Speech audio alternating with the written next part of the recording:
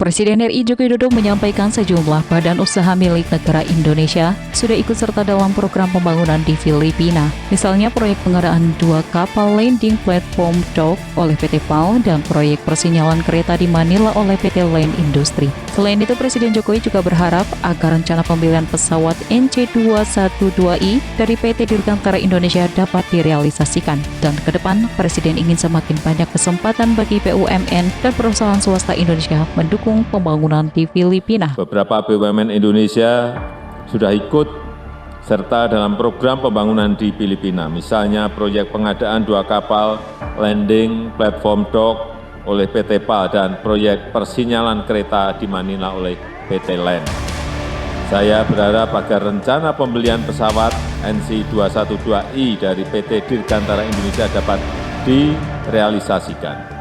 Ke depan saya ingin semakin banyak kesempatan bagi BUMN dan perusahaan swasta Indonesia mendukung pembangunan di Filipina. Karena kepuasan Filipina dan Angkatan Lautnya atas pengoperasian 2 unit landing dock atau Strategic Sea Vessel SSV yang telah diserah terimakan oleh PT PAL Indonesia beberapa tahun lalu, kini BUMN ini kembali dipercaya sebagai penyedia alutsista pertahanan matra lautnya. Pada tanggal 10 Juni 2022 lalu, PT PAL Indonesia kembali menerima pesanan kapal perang jenis landing platform dock dari Filipina setelah tanda tangan kontrak jual beli antara perusahaan BUMN itu dan Department of National Defense Filipina.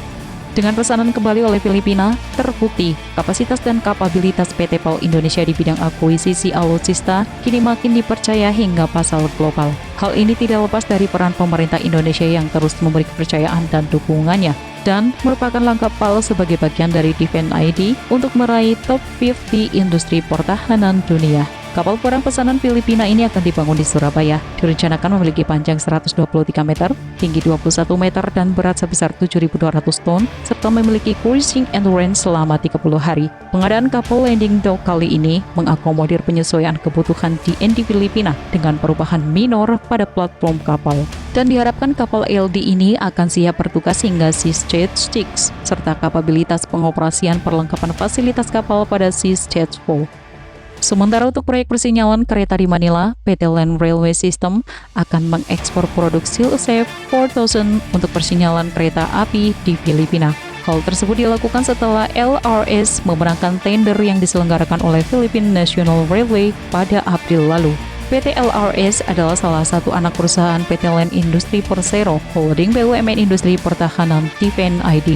LRS akan menggarap proyek sistem persinyalan KA di jalur Tutuban Alabang yang melalui 12 stasiun dan 10 pocket track. Produk persinyalan akan dikirim berupa SealSafe 4000 dan level crossing pengaman pintu perlintasan KA buatan Land.